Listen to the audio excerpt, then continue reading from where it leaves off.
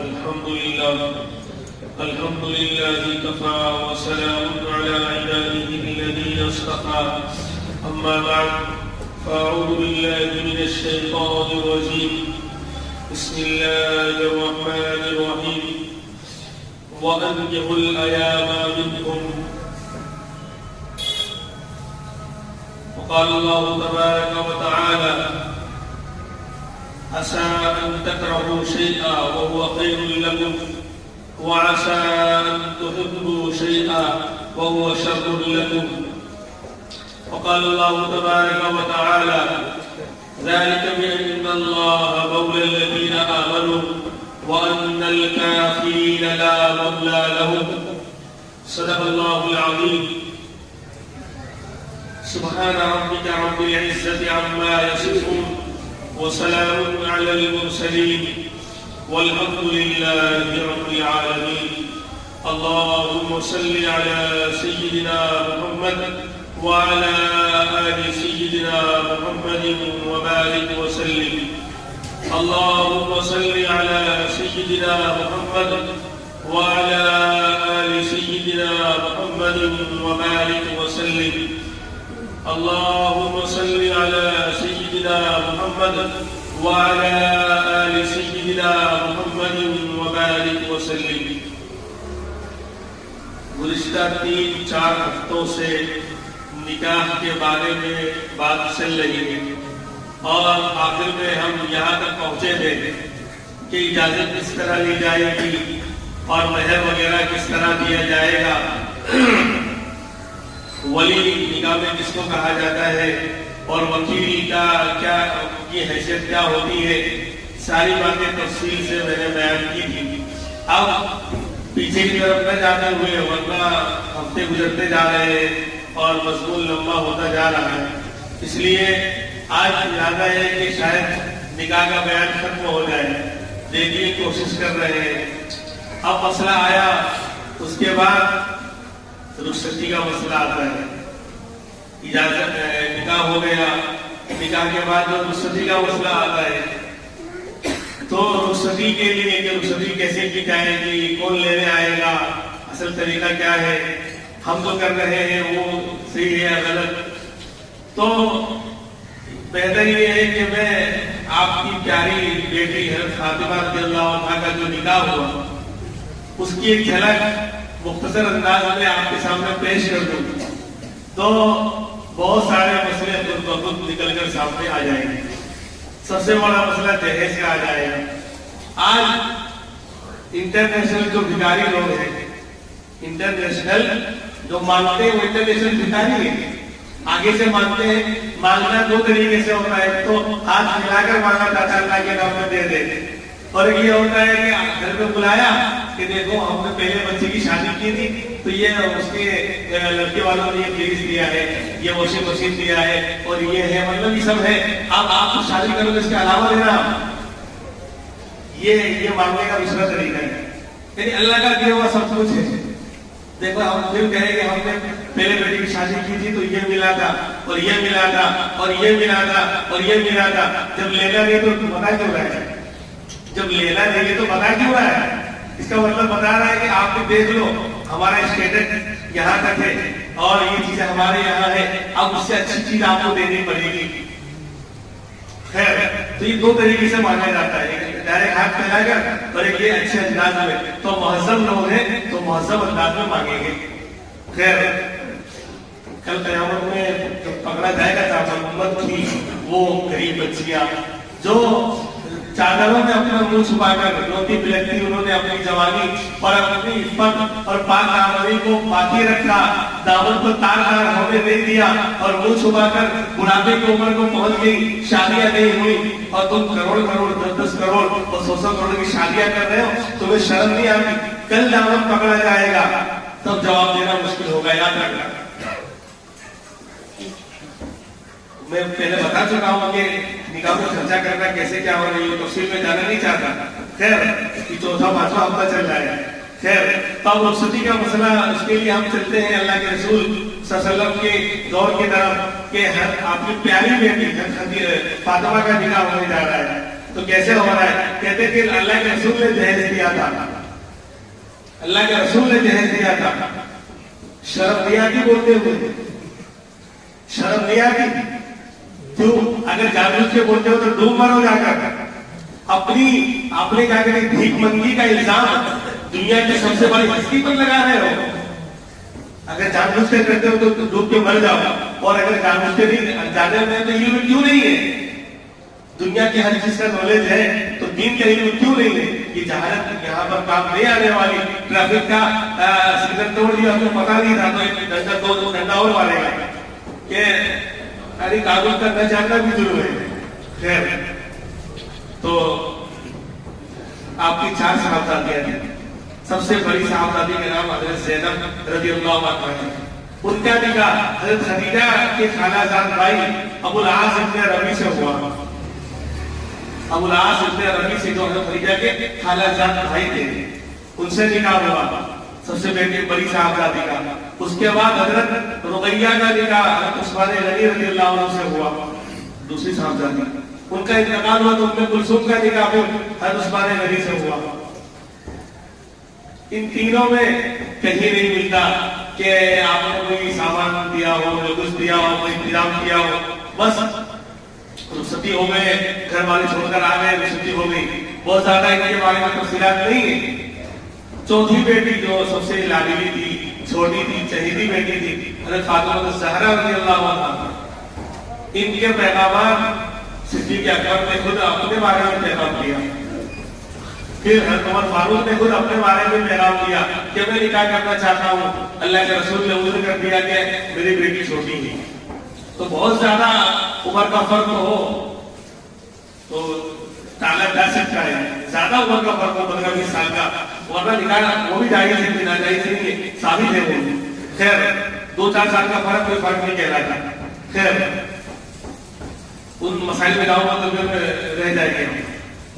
تو حضرت فاطمہ کا نکاح پھر حضرت علی نے ڈرتے ہوئے اور شرماتے ہوئے، کیونکہ حضرت علی آپ کے چچا کے بیٹے ہیں اور چچا بھائی بھی ہیں لیکن بہت عمر میں چھوٹے ہیں، اس لیے چچا ابو طالب کے انتقال کے بعد آپ کی پرورش میں رہے، آپ کے گھر پر رہتے تھے. 10 سال کی عمر میں اسلام قبول کیا حضرت علی نے، اور آپ کے گھر پر رہنے گویا نبی محمد رسول اللہ صلی اللہ علیہ وسلم آپ کے ولی ہیں، سرپرست ہیں، سب کچھ ہے. وہ سرپرست اور ولی کہہ لو تو بالکل غلط نہیں، آپ کے گھر میں رہتا تھا. انہوں نے شرماتے ہوئے جو ہے پیغام دیا کہ اللہ کے رسول میں جو ہے فاطمہ سے نکاح کرنا چاہتا ہوں. 6 سال کا فرق ہے، حضرت علی 6 سال بڑے ہیں. اللہ کے رسول نے کہا ٹھیک ہے، آپ گھر تشریف لائے. اپنی بیٹی فاطمہ سے پوچھا. اس لیے جو لوگ بہت زیادہ، یعنی یہ بھی آج افراد تفریق کا معاملہ ہے. بہت سے لوگ ہمارے گھرانے میں لڑکیوں کو پوچھا نہیں جاتا، تو تمہارا گھرانا نبی کے گھرانے سے پوچھا ہو گیا ہے. پوچھو، شریک حیات زندگی اس کو گزارنی ہے، ایک دن کا مسئلہ نہیں ہے. کم سے کم اس کو پوچھو، اس کو اطلاع دو کہ بیٹی تمہارا نکاح فلاں سے کر رہے ہیں، تمہاری رائے کیا ہے. خود باپ نہیں بول سکتا تو ماں سے کہلواوے یا بھابھی سے، یعنی اجازت لینی اور اس کی رائے جاننی ضروری ہے. نہیں ہماری بچیاں اور ہمارے بچے تو بڑے تربیت یافتہ ہیں، ہم جہاں پکڑا لیں گے انہیں وہاں پکڑ لیں گے. بہت اچھا، آپ کی تربیت کو سلام، لیکن اس پر کرنا پڑے گا مجھے کلام، کیونکہ نبی کا ہے اس کے خلاف بیان. نبی تو آئے گھر پر تشریف لائے اور اپنی بیٹی سے کہا کہ حضرت علی کا پیغام آیا ہے، بیٹی آپ کی کیا رائے ہے، آپ کا حق مانگا ہے، آپ سے نکاح کرنا چاہتے ہیں. حضرت فاطمہ شرف کے ہمارے خاموش ہو گئی. آپ سمجھ گئے کہ کوئی اعتراض نہیں ہے. شرف کے بارے بھائی مہذب گھرانے کی بچیاں تھوڑی بولے گی، لیکن باپ نے اجازت لی، پوچھا، پھر جو ہے سمجھ گئے. پھر حضرت علی رضی اللہ عنہ کو کہا کہ ٹھیک ہے، لیکن تمہارے پاس فاطمہ کو دینے کے لیے کیا ہے؟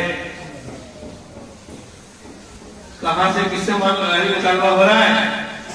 لڑکے سے کہا جا رہا ہے کہ تمہارے لیے شادی تم کرنے جا رہے ہو تو استعداد اور طاقت تو ضروری ہے نا. اللہ کا روٹی کپڑا مکان تو فاطمہ کے لیے کیا انتظام کیا ہے؟ کہا حضرت غزوہ بدر میں اسلام کی پہلی جنگ میں 2 چیزیں مجھے ملی تھی، ایک گھوڑا ہے ایک زیرہ ہے. ایک گھوڑا ملا تھا مال غنیمت میں اور ایک زیرہ لوہے کا جو کیا کہتے ہیں لباس ہوتا ہے. کہا گھوڑا تمہارے کام کا ہے، وہ تو آئندہ بھی کام آئے گا، اس کو رکھو اپنے پاس. نہیں ہاں زیرہ جو اس کو بیچ ڈالا. تو عثمان بن عفان رضی اللہ عنہ کے ہاتھ پر 480 درہم تھے. 480 درہم میں اپنی زیرہ کو حضرت علی نے بیچا، عثمان غنی نے خریدا. وہ پیسے لے کر نبی کی خدمت میں تشریف لائے اور آگے پیش کیا اللہ کے رسول یہ زیرہ میں بیچ کر آیا ہوں. یہ زیرہ دودھ کا دودھ پانی کا پانی صاف ہو جائے گا، آن لائن ریکارڈ میں ہو رہا ہے. کسی کو کوئی حجت نہیں رہے گی. مسئلہ جو سامنے آئے گا پھر گڑبڑ میں کروں گا، میں ذمہ دار ہوں. اگر مسئلہ سامنے آ گیا پھر بھی کہوں کہ نبی نے جہیز دیا تھا، نبی نے جہیز دیا تھا تو اس کی مت ماری گئی تھی. ابھی ثابت کر رہا ہوں میں نبی نے جہیز نہیں دیا ہے. ابھی سب انشاءاللہ سامنے آ جائے گا.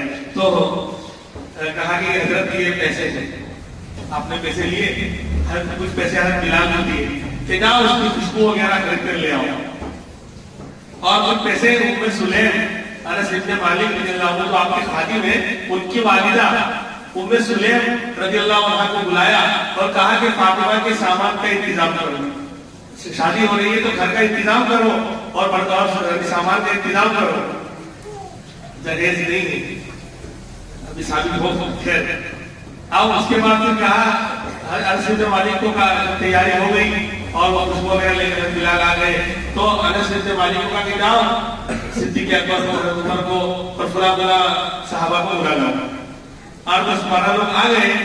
حضرت علی کو بلایا اور مختصر خطبہ پڑھا اور کہا میں نے اپنے بیٹی کا نکاح حضرت علی سے کر دیا، میں نے قبول کر لیا، نکاح ہو گیا. 2 جہاں کے سردار اور جنتی عورتوں کی سردار، جنتی عورتوں کی سردار اور جنتی نوجوانوں کے والدین کا نکاح ہو رہا ہے. جنتی نوجوانوں کی جو سردار ہے حسن اور حسین رضی اللہ عنہما، ان کے والدین کا نکاح ہو رہا ہے. اتنی سادگی سے ہو رہا ہے، پھر بھی ان کی زندگی میں کوئی ہلدی بھی لگائی تھی اور چاقو لے کے محلے میں نہیں گھوم رہے تھے کہ شیطان آئے گا تو مارنا. آج لگا بڑا بہادر ہو گیا بزدل. یہ سب نہیں ہاتھ میں کیا کہتے ہیں، پتہ نہیں کیا کیا بانٹتے ہیں، اللہ ہی جانے بہتر. ہندوؤں کا طریقہ ہلدی لگا کے وہ گھوم رہا ہے محلے میں اور چاقو ہاتھ میں کیوں لیا ہے، بولے معلوم نہیں کیوں لیا. عورتوں کو زیادہ مسئلہ معلوم ہے. پھر مردوں کو کہ بھائی کیوں پکڑا ہے، بولے وہ اندر سے بولا ہے، اندر وہی آتی ہے وہ چھت پھاڑ کے. مرد کو نہیں معلوم، تو بیچارے انسانوں میں رہتے ہیں، مسجدوں میں آتے ہیں، اللہ والوں کی باتیں سنتے ہیں، ان کو کچھ نہیں معلوم. ساری وہی اور سارا مسئلہ عورتوں کو معلوم ہے. اور پھر کہتے ہیں کہ وہ تم کیا آپ کیا بتانا چاہ رہے ہیں کہ مطلب آپ کی مسز زیادہ جانکار ہے اور آپ جاہل اجہل ہو، لا حول ولا قوت الا باللہ.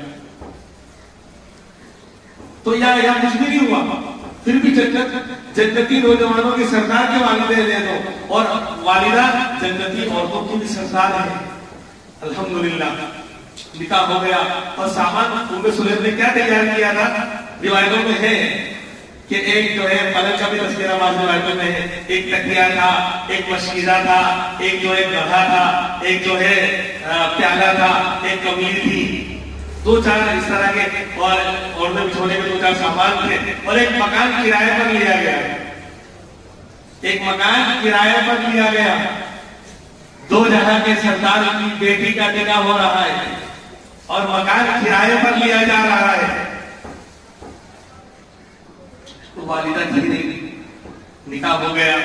خدیجہ تو اللہ کو پیاری ہو چکی تھی، مکہ میں ہی ان کا انتقال ہو چکا تھا. یہ تو مدینہ کے اندر نکاح ہو رہا ہے، ہجرت کے بعد پہلے سال 1 سال گزرنے کے بعد یہ نکاح ہو رہا ہے. تو ام احمد رضی اللہ عنہ، ام احمد رضی اللہ عنہ کو کہا کہ فاطمہ کو ان کے گھر سے بلاؤ. یہ رخصتی ہو رہی ہے، یہ رخصتی ہو رہی ہے. خود باپ کی طرف سے ہی انتظام ہو گیا. ہاں مسئلہ یہ کہ چلو ایسا نہیں کر سکتے تو گھر کے خاص لوگ چلے جائیں، گھر کے 2-3 عورتیں چلی جائیں، ایک آدھ مرد ذمہ دار چلا جائے اور رخصتی کر کے لے آئے. ہو گئی رخصتی. بلکہ گھر والے چھوڑ دے وہ سب سے اچھا ہے، جسے کہ اللہ کے رسول نے کیا. ام ایمن کو بھیجا، یعنی لڑکی والوں کی طرف سے چھوڑا جا رہا ہے لڑکوں کو، لڑکے والے لینے نہیں آئے. پھر سلام کرائی کیسے ہوگی، پھر برابریں کیسے ہوگی، پھر جو ہے ساری بے حیائی اور بے شرمی کی حدیں کیسے پار کی جائے گی. یعنی جو عورتیں پردے میں رہتی تھی شادی اور بیاہ کے دن اور نکاح کے دن سارے خون معاف ہو جاتے ہیں، ساری بے پردگی کی دھجیاں اڑا دیتے ہیں. تو نبی کے گھرانے میں تو ایسا نہیں ہو سکتا. تو آپ نے ام ایمن کو بھیجا کہ صدیقہ کو فاطمہ کو چھوڑ کر آنا. یہ سامان تیار کیا. اب تین باتیں یہاں سے نکلتی ہیں. ایک تو ہے علی چھوٹے تھے، نبی کے گھر میں رہتے تھے، والد ان کے انتقال کر چکے تھے، تو نبی ہی آپ کو ولی ہے، سرپرست ہے، سب کچھ ہے. نبی باپ کہہ لو، ولی کہہ لو، سرپرست کہہ لو، سب کچھ اللہ کے رسول ہی رہے علی کے، انہی کے گھر میں رہ رہے ہیں. اور دوسرا کہ جب ولی ہے، سرپرست ہے، تو شادی ہو رہی ہے بیٹے کی اور ماں بہن کی، تو اس کے گھر کا اور ہر چیز کا انتظام کرنا باپ کی ذمہ داری ہوتی ہے. تو یہاں اللہ کے رسول نے ذمہ داری نبھائی. اور تیسری بات کہ جو سامان تیار کیا اپنے جیب سے نکالے پیسے، بولو نا، اپنے جیب سے کہاں نکالے؟ علی خود دولہے نے خرچ کیا ہے. تو جہیز کیسے ہو جائے گا؟ اگر جہیز مانگتے تو دولہے کو خرچ کر دے. چل بھلے جہیز بولا، دلہن والوں کا نام ہو جائے گا. اچھا تو ہی نکال اپنے جیب سے. اگر واقعی نبی نے جہیز دیا تھا، اس کو جہیز کہتے ہو کہ پیسہ علی کا لگ رہا ہے، دولہے کا پیسہ لگ رہا ہے، تو جہیز کیسے ہوگا؟ باسوداری آج مسئلہ کلیئر ہو رہا ہے نہیں ہو رہا ہے؟ تو اللہ کے رسول نے خرچ نہیں کیا، اور خرچ بھی اگر کیا ہو تو سرپرست ہے، ولی ہے، فاطمہ کے والد ہیں تو علی کے بھی والد ہیں، سمجھے؟ بڑے بھائی اور بڑے بھائی میرے باپ کے درجے میں ہے، عمر میں اتنا ڈیفرنس ہے، سرپرست ہے آپ کے. تو اگر مان لو کہ اگر اللہ کے رسول نے بھی خرچ کیا ہوتا تو مسئلہ یہ بتایا جاتا کہ سرپرست ہونے کی حیثیت سے باپ نے بیٹے کے لیے خرچ کیا، وہ جہیز کہاں سے ہوگا؟ یا تو باقی بھی پیسے ہی نہیں لگا اللہ کے رسول کا، حضرت علی کا پیسہ لگایا، تو جہیز کیسے ہوا؟ اب کوئی ثابت کرے بھائی کا لال؟ اب کہیں کہ اللہ کے رسول نے جہیز کیا تھا، ہم دے گئے تو کیا ہو رہے تھے؟ ہاں تو اللہ کے رسول نے حضرت علی سے لے کے خرچ کروایا تھا، دولہا قبول کہ 5 لاکھ نکالے اور شاندار جہیز کا اور مکان کا انتظام کرے تو سنت نہ ہو جائے گا. اللہ ہم کو سمجھ دے. بہرحال تو یہ ہاں، لیکن اب مسئلہ جہیز کی بات آ گئی تو کسی کو کرتے ہیں، کہاں تک پہنچتے دیکھتے ہیں کہ لیکن کوئی دینا چاہے تو مطالبہ کرنا ناجائز ہے، آگے سے مانگنا ناجائز ہے. مانگنا صاف صاف یہ ہوتا ہے. اور جو طریقہ میں نے بتایا کہ گھر پہ دکھاتے ہیں بلا کر کہ بڑے بیٹے کا نکاح کیا تو یہ ملا یہ ملا یہ ملا، تو اس طرح کا نہیں ہے، مطالبہ نہیں ہے. نہ صاف صاف مانگا نہ اس طرح دکھا کر بتایا، یعنی مطالبہ نہیں ہے. لیکن پھر بھی لڑکی والا دے رہا ہے، میری بیٹی ہے، اپنے بیٹے کے لیے میں دے رہا ہوں.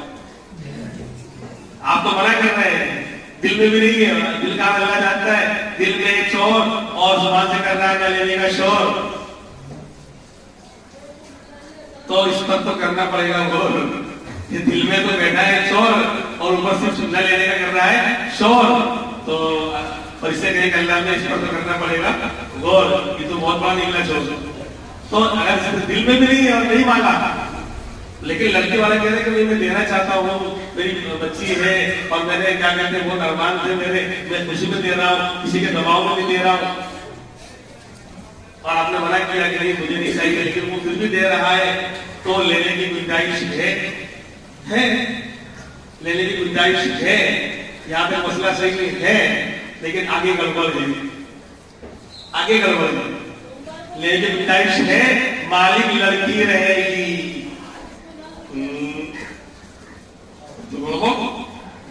مالک لڑکی رہے گی. تو باپ لڑکی کو دے رہا ہے وداؤٹ پرمیشن، نو ایلیمیشن. اس کی پرمیشن کے بغیر نہ اس کے آئے کمرہ دیا تو کمرے میں کوئی آ نہیں سکتا، اس کے سامان کو ہاتھ لگا نہیں سکتا. آن لائن ریکارڈ ہو رہا ہے، مسئلہ نہیں کہ آپ پوچھ سکتے ہیں. بس جا رہی ہے، ہاں لے سکتے ہیں، لیکن لینے کے بعد مالک لڑکی ہوگی، وہ دے کھلائے دیوے استعمال کے لیے تو اچھی بات ہے، لیکن مالک تو وہی رہے گی۔ آج تو سب پہلے اندر زیور وغیرہ تو پہلے سب ایک جگہ جمع ہو جائے گا۔ اچھا لڑکے کو جو ملا ہے، لڑکے کو جو ملا ہے وہ سلام کرائیں گے یا اس میں پہلی بات اور اس کو روایت آئی نہیں تھی، لیکن کسی نے ایسے دے دیا، لڑکے کو اس کے کپڑے ہیں یا جوتا ہے، اس طریقے سے جو ہے کچھ امدنی وغیرہ ہے، سونے کی انگولی پہنتے ہیں، حرام۔ آپ نے ایک ہاتھ میں ریشم لیا، ایک ہاتھ میں سونا لیا، کہا ہادانی حرامانی علی ذکور امتی۔ قال النبی صلی اللہ علیہ وسلم، میرے نبی نے فرمایا یہ دونوں چیزیں، ایک ہاتھ میں سونا، ایک ہاتھ میں آپ نے ریشم کا کپڑا لیا، کہا یہ دونوں میرے امت کے مردوں پر حرام ہے، اور من یلبسہما فی الدنیا لم یلبسہما فی الآخرہ، اور کما قال صلی اللہ علیہ وسلم، اور فرمایا جو یہاں پہنے گا تو قیامت میں جنت میں اس سے محروم رہے گا۔ اس لیے سونے کی انگوٹھی پہننا بندے کے لیے جائز، چیک کرنا بھی جائز نہیں کہ ہم دیکھ کے دیکھیں کیسی لگ رہی ہے تو پہن تو لیا۔ چاندی کی انگوٹھی اس کی جو مقدار ہے، خیر میں اس تفصیلات میں جاننا نہیں چاہتا، یہ بات تو اس میں آ گئی، تو بہرحال رخصتی جو ہے تو جہیز اللہ کے رسول نے نہیں دیا، حضرت علی نے اپنے پیسے خرچ کر کے سامان تیار کروایا اور مکان بھی کرائے پر لیا گیا۔ اس کے بعد ایک صحابی ہے حارثہ ابن نعمان رضی اللہ عنہ، انہوں نے دیکھا کہ میرے نبی کی بیٹی کا وہ کرائے سے دور مکان دلوایا گیا ہے، تو انہوں نے مسجد نبی کے قریب اپنا مکان ہدیہ کیا، گفٹ کیا کہ اللہ کے رسول آپ کی بیٹی آپ سے دور رہے گی، یہ مجھے اچھا نہیں لگ رہا ہے، لو میں اپنا مکان ہدیہ کرتا ہوں۔ پھر حضرت فاطمہ وہاں سے شفٹ ہوئی مسجد نبی کے قریب، بالکل اللہ کے رسول کے قریب، اور صبح میں اپنا تشریف لے گئے۔ اگلے دن جب رخصتی ہو گئی، اگلے دن اپنا تشریف لے گئے اللہ کے رسول، کہا بیٹی پانی پلاؤ، دلہن پانی لا کے دے رہی تھی، بہت پیار کرتے تھے اللہ کے رسول، بڑی عزیز تھی، جب آگے کی آپ کھڑے ہو جایا کرتے تھے، احترام کرتے تھے۔ خیر تو جہیز آپ نے نہیں دیا، اور رخصتی جو ہے لڑکی والے کو پہنچا دیں گے، یہ رخصتی ہوئی، لڑکے والے لینے نہیں جائیں گے، ہاں لینے چلے گئے، کوئی بڑا بات نہیں ہے، تو ناجائز نہیں ہے۔ اب آگے مسئلہ آتا ہے، اس کے بعد اگلے دن ولیمے کا مسئلہ آ گیا، جیسے ولیمے میں ہی ہمارا ولیمہ ہو جائے گا، یعنی بیان کا ولیمہ ہو جائے گا۔ ولیمہ کس کو کہتے ہیں؟ تو ولیمہ یہ سنت ہے، لڑکے کی طرف سے دعوت، نکاح کی ایک نعمت ملی، ایک شریک حیات حلال طریقے پر اللہ تبارک و تعالیٰ نے اس کو عطا فرمائی، اس کی خوشی میں ولیمہ کیا جائے۔ میں نے پہلے روایت سنا کی تھی، عبد الرحمن بن عوف رضی اللہ عنہ صحابہ میں سب سے بڑے مالدار تھے، نکاح ہوا، اللہ کے رسول کو پتہ نہیں ہے، اور ایک دن کے بعد ملاقات ہوئی تو کچھ سرخی نظر آئی، کہا کہ عبد الرحمن یہ کیا ہے؟ میرا نکاح ہو گیا ہے، تو کہا ولیمہ کیا؟ بولے نہیں کیا، بولے اولیم ولو بشاتی، ولیمہ کرو اگر سے بکری کا بچہ ہی کیوں نہ ہو، یعنی کرو انتظام، دکھلاوا نہ ہو، نام و نمود نہ ہو، لیکن اچھا کھلانا چاہیے۔ اور ولیمہ کب ہوگا کہ میاں دلہا دلہن کی ملاقات کے بعد، رخصتی ہو جانے کے بعد اگلے دن ولیمہ کیا جائے گا، رخصتی سے پہلے نہیں۔ سننے کا طریقہ ہے، ایک تو ولیمہ کرنا سنت، اس کا وقتی سنت، دو چیزیں الگ الگ ہیں، دو چیزیں الگ الگ ہیں، خود ولیمہ کرنا سنت اور اس کا وقت سنت، جسے عقیقہ کرنا سنت اور اس کا وقت سنت ساتھ میں دی۔ اگر ساتھ میں کام کر رہے ہیں تو دونوں سنتیں زندہ ہو رہی ہے، عقیقے کی سنت بھی زندہ ہو رہی ہے اور وقت سنت پر آپ نے عقیقہ کیا تو وقت کی سنت بھی زندہ ہو رہی ہے۔ لیکن اگر ساتھ میں کام نہیں کر رہے، زندگی میں کبھی بھی کر رہے ہیں، تو زندگی میں عقیقہ ہو جائے گا، خالی عقیقے کی سنت زندہ ہوگی، وقت سنت فوت ہو گئی۔ ایسے یہاں پر کہ ولیمہ کی نفسی ولیمہ کرنا سنت، اور اس کا وقت سنت کیا ہے کہ شب زفاف کے بعد، بیوی سے ملاقات کے بعد، تنہائی میں جانے کے بعد، رخصتی ہو جانے کے بعد اگلے دن ولیمہ کیا جانا، یہ سنت ہے۔ کسی نے ابھی نکاح ہوا اور کھلا دیا تو ٹھیک ہے، علماء فتویٰ دیتے ہیں، ٹھیک ہے، نکاح کے بعد بھی چلو مان لیا جائے گا، ایسے مان لے جائیں گے، اصل اصل ریئل تو یہی ہے کہ رخصتی ہو جائے نکاح کے بعد، پھر اس کے بعد اگلے دن جو ہے ولیمہ کیا جاتا ہے لڑکی کی طرف سے، عام دعوت ہو، مالداروں کو نہ بلایا جائے بلکہ ہر ایک کو انوائٹیشن ہو، خوشی کا اظہار ہو، دکھلاوا نہ ہو، نام و نمود نہ ہو، ہوٹل نہ کھولے جاوے، ہوٹل نہ کھولے جاوے، سمجھ رہے ہیں؟ ٹیبل لگا دیا، آؤ کھاتے جاؤ دیتے جاؤ، کھاتے جاؤ دیتے جاؤ، تو میں اس کے پاس بیٹھ کر رہا ہوں تو خاص ہوتا ہے نا جس دعوت کی ہوتی ہے، اگر لڑکے کے نے ولیمے کی دعوت دی ہے تو ایسا نہیں کہ چھپے چلا دیکھا نہیں تو بولے چلو بچ گئے، اس سے ملتا ہوں باقاعدہ مبارکباد دیتا ہوں، بیٹھتا ہوں اور نہیں لکھاتا ہوں، بالکل نہیں لکھاتا ہوں۔ تو نے ولیمے کی دعوت دی ہے یا ہوٹل کھولا ہے؟ نہیں ابھی اتنی لمبی چادر نہیں تھی، پیر کیوں پھیلایا اتنا؟ بولے نہیں وہ اصل تو یہ چولی کیا ہے، وہ اتنا انتظام نہیں تھا تو اب تھوڑا بہت لاکھ اور لکھ لیں گے تو اتنی انکم آ جائے گی، تو اتنا پیر پھیلانے کی ضرورت کیا تھی؟ پیر چھوڑ لیتا تھا، دکھلاوا ضروری ہے۔ تو یہ ہوٹل کھولنے والا سسٹم، ولیمہ کی ساری کیا کہتے ہیں برکتیں ختم ہو جائے گی، جب تم اس کے بدلے میں پیسے لے رہے ہو تو ولیمہ کہاں رہا؟ اس لیے اچھے سے لوگ کتنا ملے گا اور سنت سمجھ کے تو خرچ رہے گا اللہ کے رسول کی محبت میں۔ اور اتنا بڑا دن آیا ہے کہ اللہ نے مجھے حلال روزی عطا فرمائی ہے اور سنت طریقے پر تو گھر میں اس کو لے کر آ رہا ہے، زندگیوں میں یہ خوشیاں بار بار نہیں آتی، اتنی بڑی خوشی کا دن ہے۔ اگر 150,000 خرچ کر دیا، 10-20,000 50,000 تو کیا ہو جائے گا؟ اللہ برکت دے گا۔ ولیمہ سنت سمجھ کے کرو گے، ہوٹل نہیں کھولو گے، اس سے زیادہ اللہ برکت دے گا۔ نیت کے اوپر فیصلے ہیں کہ ہوٹل کھولو گے اتنا آ جائے گا، آئے گا میں تو نہیں آئے گا، اس میں برکت نہیں ہوگی۔ خیر تو اس لیے ہوٹل نہ کھولی جائے۔ ہوٹل غریب آدمی ہے تو کیوں اتنا پاؤں پھیلا رہا ہے؟ اپنے حساب سے کر لے، اپنی حیثیت کے مطابق کر، 100-500 زیادہ مت بلا، کوئی ضروری نہیں ہے۔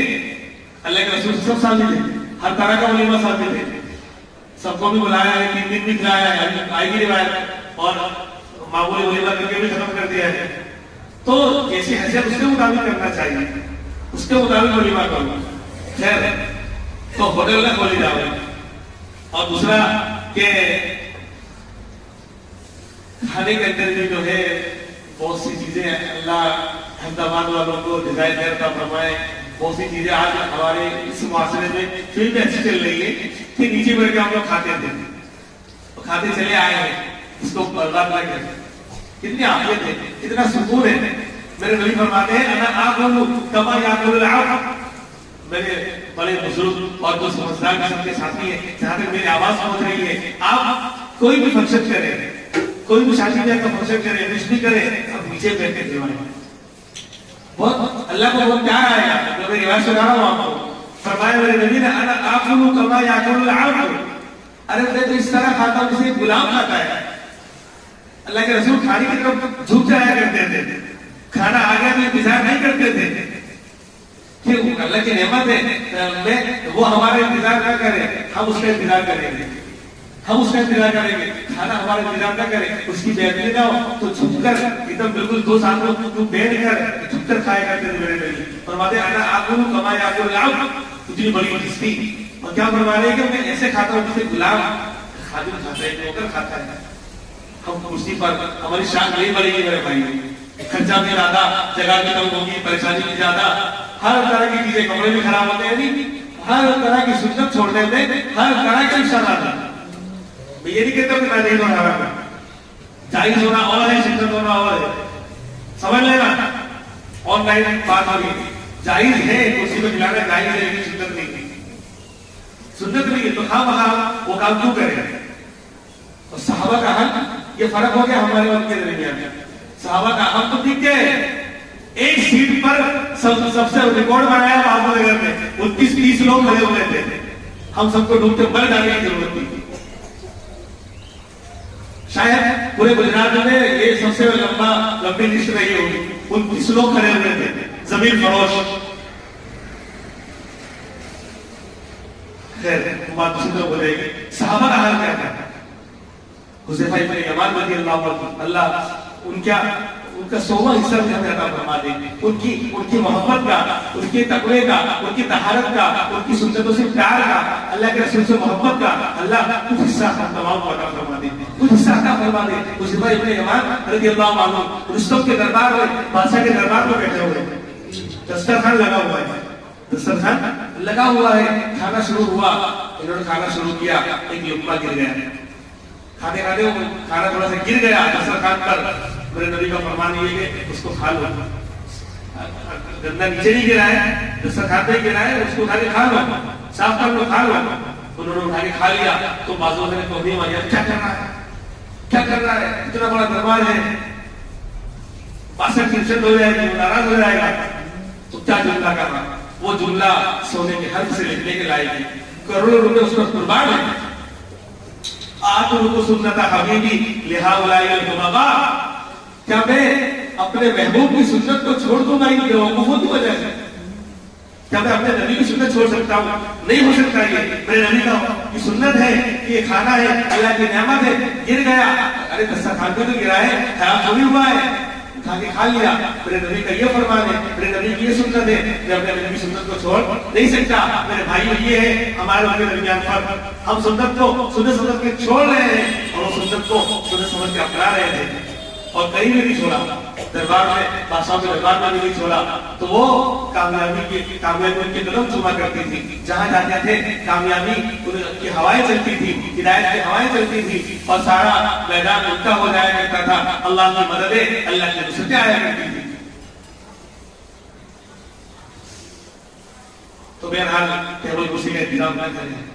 سنت ہماری احمدآباد کا جو رسم، اچھی رسم چل رہی ہے، عام طور پر لوگ نیچے بیٹھ کے کھاتے، اسی کو زندہ رکھا جائے گا، اسی میں عافیت ہے، سکون ہے، اور بہت سارے چوچلوں سے ہم بچ جائیں گے، اور بیٹھ کر مل بیٹھ کے کھانے میں محبت ہے۔ اور دوسری بات کہ کھانا اس میں کم ضائع ہوتا ہے، ورنہ بہت سسٹم بھی آ گیا، کتوں کو جانور کی طرح کھاؤ، جانور چلتے پھرتے کھاتا ہے نا، باغوں میں چلتا ہے، جنگلوں میں، تو ہم بھی تو چلتے لے جاؤ۔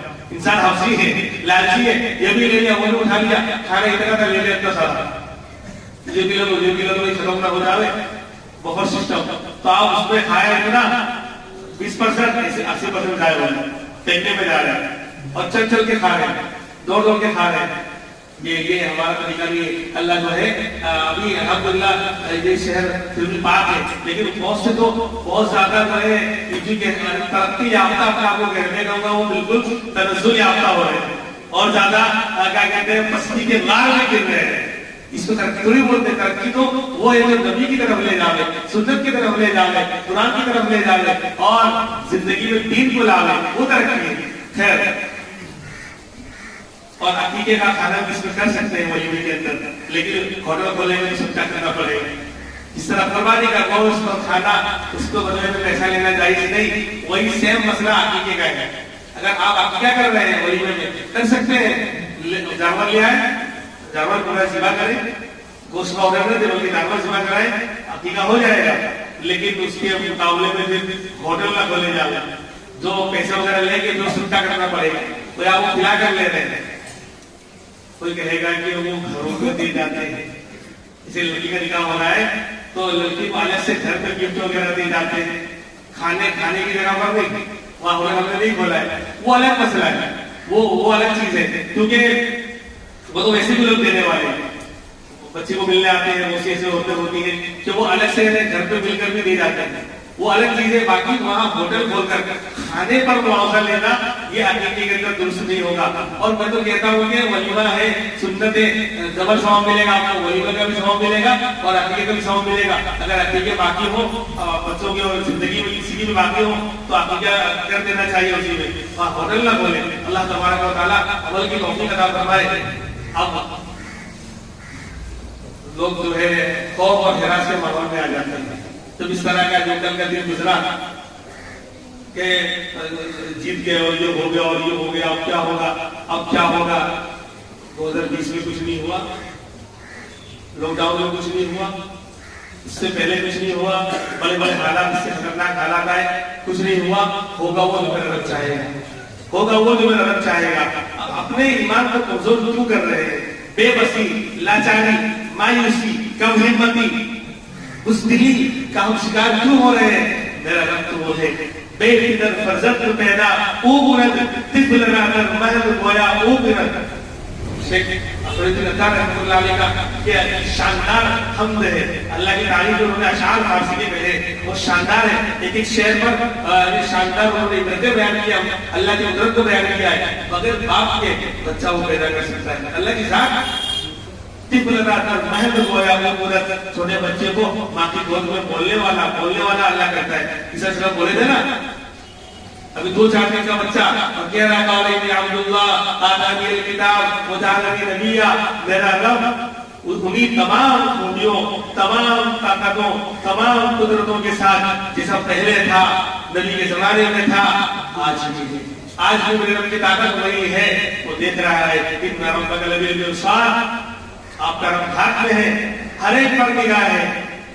یہ تو ہم خود جو ہے اللہ کے راستے سے ہٹ گئے، دین سے ہٹ گئے، ہم پیسوں میں بکنے لگے. آپ نہیں دیکھ رہے کیسے کیسے ضمیر فروش لوگ کھلے عام ضمیر فروشی کر کے اپنا دین ایمان بیچ کر بھی اچھل رہے، کود رہے، ناچ رہے.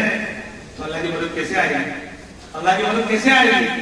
لیکن جو لوگ ایمان والے ہیں انہیں ان حالات سے کچھ بھی فرق نہیں پڑتا، ذرہ برابر میرے بھائیوں فرق نہیں پڑتا. کون جیتے گا، کون کرسی پر آئے گا، ارے فیصلے وہاں ہوتے ہیں. مسندیں، کرسیاں، چند روزہ ہے، سب ان میں بیٹھے ہوں کو خدا مت کہو. قرآن کہہ رہا ہے لا تسجدوا للشمس ولا تسجدوا للقمر واسجدوا للہ الذی خلقہن ان کنتم ایاہ تعبدون. چڑھتے سورج کو نمسکار مت کرو، نہ چاند کے سامنے اپنے آپ کو جھکاؤ، بلکہ مانو اور پوجو اور عبادت کرو اس اللہ کی جنہوں نے ان دونوں کو پیدا کیا ہے. چاند اور سورج کے اندر یہ طاقت دینے والا، یہ روشنی ڈالنے والا، یہ پاور بھرنے والا، پوری دنیا کو جو جگمگا دیتے ہیں، روشن اور منور کر دیتے ہیں، وہ ذات اللہ کی ذات ہے. اس کی عبادت کرو، اس کے سامنے آؤ. عسیٰ ان تکرہوا شیئا وہو خیر لکم وعسیٰ ان تحبوا شیئا وہو شر لکم. میرے رب کا اعلان ہے بہت سی چیزیں تمہیں بری لگتی ہیں، ظاہر میں کب کیا ہوگا، اب کیا ہوگا، لیکن اس کے اندر اللہ اچھائی رکھتا ہے. کیونکہ برائی کے اندر اللہ اچھائی کو نکال دیتا ہے، وہ ہمارے لیے خیر کا سبب بن جاتی ہے. اور بہت سی چیزوں کو ہم اچھا سمجھتے ہیں کہ اس کے اندر اچھائی ہے، بھلائی ہے، لیکن کبھی اللہ اس کے اندر سے شر اور فتنوں کو لے آتا ہے. میرے رب کی طاقت وہ ہے، میرے رب کی طاقت وہ ہے. ہاں سوئے وہ خسمے کے تیر انداز کا پشے کارش کفایت صاحب کا. نمرود بادشاہ تھا، پوری دنیا پر خدائی کا دعویٰ کر رہا تھا کہ پوری دنیا کا بادشاہ ہوں اور میں آج تمہارے ابراہیم تمہارے خدا کو مار دوں گا. اس نے تیر مارا آسمان کی طرف. اللہ کا فرشتوں تھوڑا قانون لگا کے واپس بھیج دو، تو وہ خون لگا وہ واپس نیچے آیا. دیکھا دیکھا دیکھا میں نے مار دیا، میں نے تمہارے خدا کو مار دیا، یوں کر دیا یوں کر دیا. تو کہا سوئے خسمے کے تیر انداز کا. اس اللہ کی طرف ایک دشمن نے تیر ڈالا، تیر کو چلایا. پشے کارش کفایت صاحب کا. اس کی شامت کیسے آئی؟ اس نمرود کی جو خدائی کا دعویٰ کر رہا تھا، اور صرف خدائی کا دعویٰ نہیں کر رہا تھا، خدا کو مارنے کا دعویٰ کر رہا تھا. تو اس شے کارش کفایت ساختہ ایک لنگڑے مچھر نے اس کا کام پورا کر دیا. ایک لنگڑے مچھر نے ناک اس سے گھس گیا دماغ میں اور اس کا سر، اس کے سر بھاری رہنے لگا، سر میں درد رہنے لگا. جوتوں سے مارتے تو بھی ٹھنڈا نہیں ہوتا اور اسی میں وہ مر گئے. تو ایک لنگڑے مچھر نے اس شے کارش کفایت ساختہ. تو میرے رب کی لاٹھی میں آواز نہیں ہے. اور اللہ کھاک میں شکاری جب جال ڈالتا ہے تو کھاک میں چھپ کے بیٹھ جاتا ہے. اور ایک پلک ایک چھپکنے کے مطلب یہ وہ یعنی کافی نہیں ہوتا، ورنہ شکار اڑ جائے گا، ہاتھ نہیں آئے گا. اس سے کہیں زیادہ ہم جاتے ہیں نا کہ سرکاری آفس میں یا کیمرہ نہیں تیز ماچ ہو، دھیان رکھو ہو، تو اللہ کا کیمرہ تو ہر وقت لگا ہوا ہے. ان ربک لبالمرصاد. آپ پر ہم گھاٹ میں اس لیے یہ نہیں کہ اللہ کہاں چلا گیا، اللہ تو وہی ہے، ہم کہاں چلے گئے.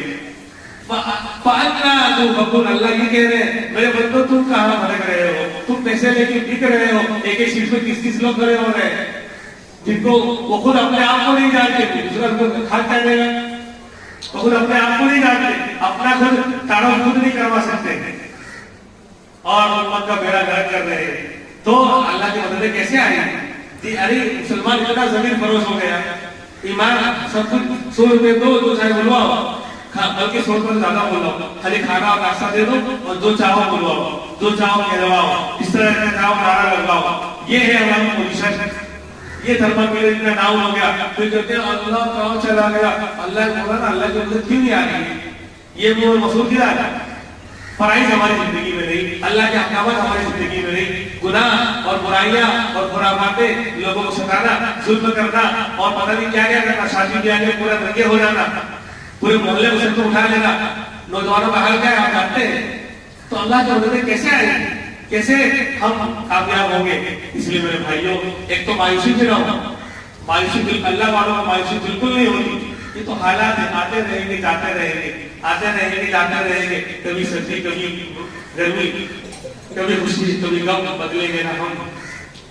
اللہ کی طرف متوجہ رہے، اللہ سے مانتے رہے. کچھ بھی آ جائے، ارے پوری 100% کی کامیابی ہوگی تو بھی ہماری پریشانی میں بل نہیں آنا چاہیے، بلکہ ہمیں اپنا سبق یاد کرنا چاہیے کہ جو ہم سے ہو رہی ہے، ہم اللہ کے سامنے جو ہے اللہ کی عبادت نہیں کر پا رہے ہیں، اللہ کو راضی نہیں کر پا رہے ہیں. میرے بھائی، اس لیے جو ہے مایوسی بالکل ایمان والا انہ لا یئس من روح اللہ الا القوم الکافرون. اللہ کے رحمت سے نا امید تو کافر لوگ ہوتے ہیں. مسلمان نہیں، اللہ کی طرف اور زیادہ متوجہ ہو جائے، اللہ کی طرف اور زیادہ آگے بڑھ جائے. صرف جمعہ کے ہم نمازی نہ ہو، 5 ٹائم کی نماز اور ساری سنتوں اور نبی سے پیار اور شادی بیاہ میں اور ہر طرح کے فنکشن میں ہم سنت کا خیال رکھیں.